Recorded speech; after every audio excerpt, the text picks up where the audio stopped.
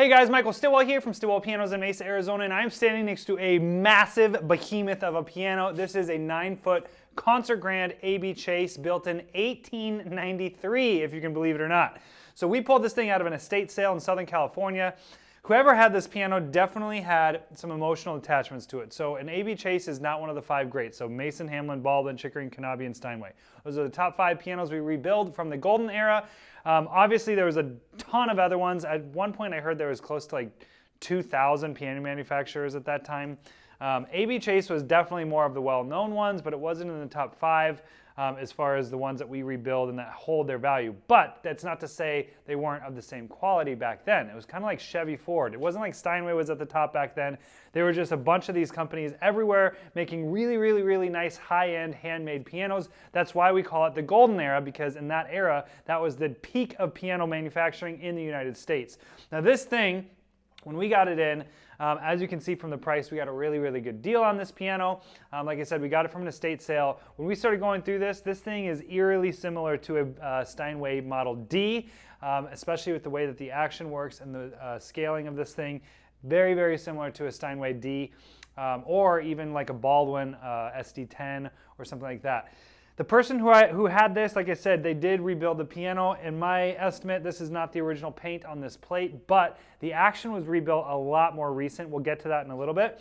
They did restring the piano as well. They refinished the piano. There is some damage to the cabinet. You'll notice, I'd give this thing probably like a C+. There's definitely damage. There's a little, I don't know, crack or something in the veneer right here, and then some dings on the lid. Nothing major, nothing that's going to stand out, but if you go looking for it, you're going to find it. Like I said, probably a C+ as far as the finish goes. I'm going to go around the front of the piano now and pull the action and show you what we got going on inside. All right, so now that I got this massive action out of the piano, you can see that everything looks brand new. So whoever owned this piano before just had this work done. You can tell these hammers are brand new. They did new back checks, they did new hammers, shanks, and flanges. Then they also did new whippings.